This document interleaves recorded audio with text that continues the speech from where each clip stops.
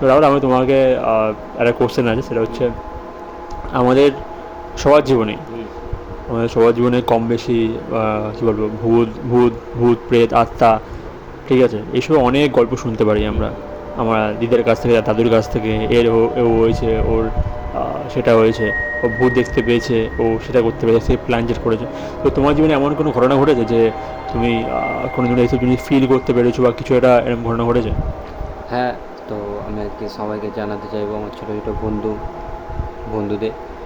যখন আমি ছোট ছিলাম, আমার যখন 10 বছর বয়স, তখন আমার দাদার মা মারা গেছিল।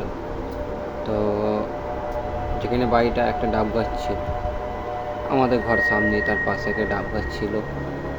তো একদিন আমি সেই ওখানে গিয়ে কুড়াতে গেলাম শ্মশানে। কুড়া থেকে দিয়ে এসে যখন ঘরে এসে শুই, রাত্রির হয়ে গেল।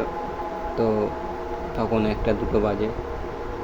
ঘরে এসে ঘরে বাবার সাইকেল থাকে, তো সাইকেলে যে পুঁতিগুলো থাকে, তো দেখছি ঘুমাতে ঘুমাতে হঠাৎ দেখি না টুক টুক করে খুলছে।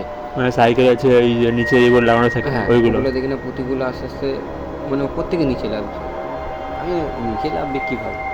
তো আমি খেয়াল করিনি, আমি জানি হয়তো ইঁদুর হবে।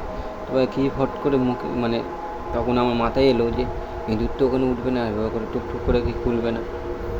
তখন আমি যখন কি মনে হলো, নিজের মুখ থেকে একটা শব্দ বেরিয়ে গেল, ভূত।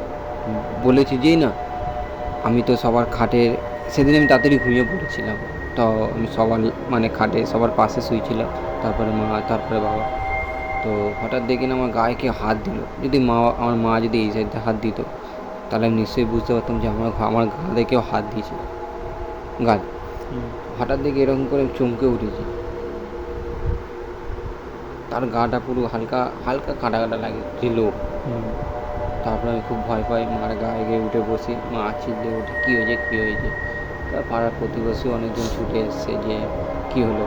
হুম। তো তখন আমি ঘটনাগুলো জানাই যে আমার সাথে এই হয়েছিল। তারপরে আমার মা কী করলো, ওই লোহার একটা সেই সাঁড়াশি বলে, ওই হুম। সাঁড়াশি দিল, তারপর মাথা দিয়ে, তারপর আমি ঘুমাতে পেরেছি। আচ্ছা। তো বন্ধুরা, এইটাই আমার ছোটো থেকে গল্প ছিল।